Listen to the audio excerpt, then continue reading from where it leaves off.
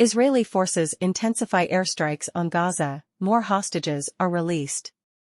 From the air, Israel hit 320 terror targets in Gaza, including Hamas tunnels and dozens of command centers, Israel's military said Monday.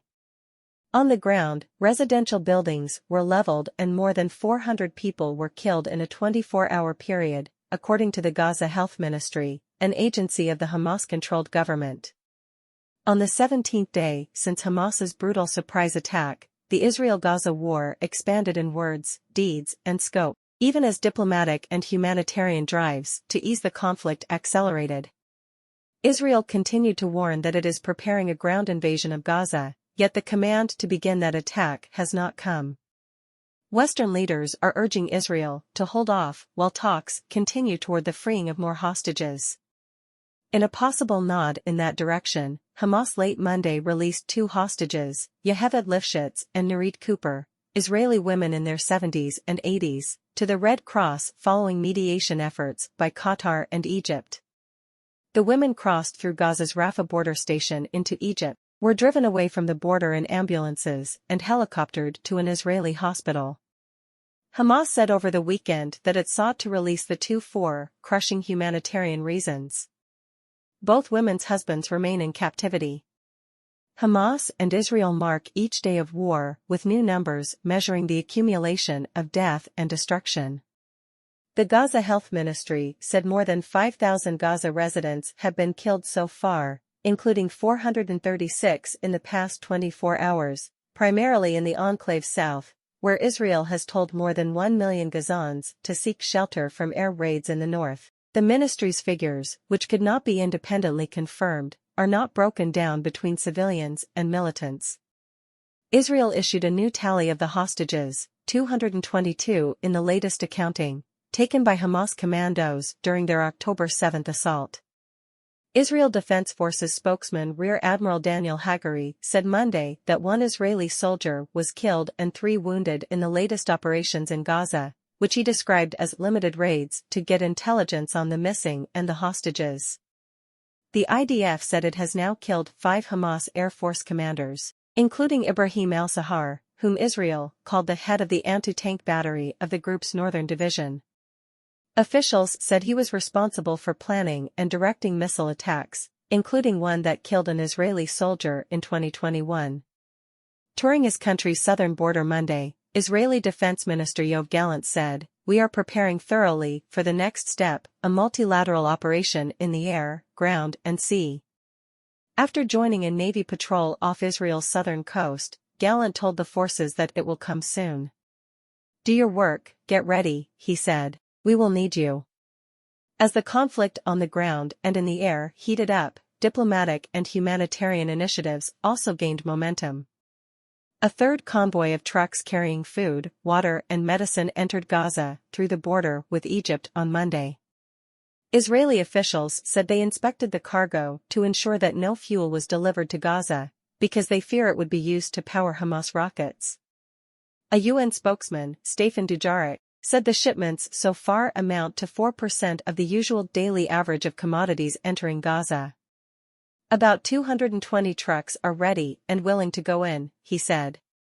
Following 2 smaller hostage handovers to date, talks between Qatari officials and Hamas seemed Monday to focus on a potential release of about 50 hostages who hold dual nationality. In Israel, Dutch Prime Minister Mark Rutte and Greek Prime Minister Kyriakos Mitsotakis visited Israeli leaders. French President Emmanuel Macron prepared to follow them on Tuesday. In his session with Mitsotakis, Israeli Prime Minister Benjamin Netanyahu thanked the Greek leader for his country's support and described the war as civilization against barbarism. "We're on the side of civilization. We have to unite, all together, against Hamas, which is ISIS," he said, using an acronym for the Islamic State. At Al-Shifa Hospital, Gaza's largest, at least 150 people died or were dead on arrival between Sunday and Monday morning, according to a medical worker who spoke on the condition of anonymity to protect their safety. The hospital is treating more than 5,000 people, UN officials said, compared with its normal patient count of about 700. The worker said more than 100 of the deaths occurred overnight, because the targeting of residential houses happens at night when they are asleep with no warnings beforehand. In central Gaza, a doctor at Shuhada al-Aqsa Hospital, speaking on the condition of anonymity to protect the medical staff's safety, described a scene of mass death and critical injuries on what the physician called the most violent day of the war. "We have turned a school next to the hospital into a makeshift hospital to treat the less critically wounded," the doctor said.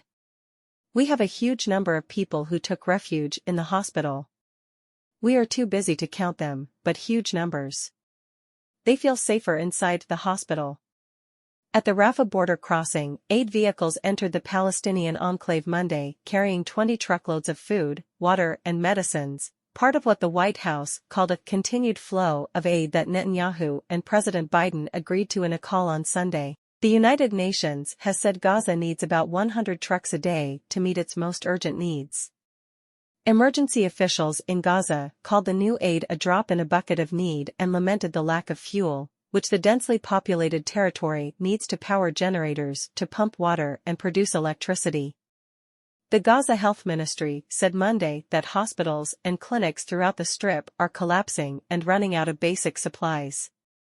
At Nasser Hospital in the southern Gaza city of Khan Yunis, the chief of the neonatal unit, Haydam Edher, said the facility will run out of fuel by Wednesday, leaving the 8 babies in the intensive care unit and 10 in the neonatal ward at severe risk because half of them are on oxygen and CPAP, pressurized air, machines. If the hospital runs out of fuel, half of these babies will die in less than 24 hours, Edher said. In small ground raids into Gaza, IDF soldiers were searching for missing Israelis when they came under attack near Kisafim, said Haggari, the IDF spokesman. He said an anti-tank missile was fired at an Israeli tank and an engineering vehicle. The armed wing of Hamas, the Izzuddin al-Qassam brigades, confirmed Sunday night that forces engaged with the infiltrating force, destroying 2 bulldozers and a tank and forced the Israeli troops to withdraw. Israeli airstrikes in Gaza on Monday directly hit more than 18 residential buildings, according to the Hamas government press office.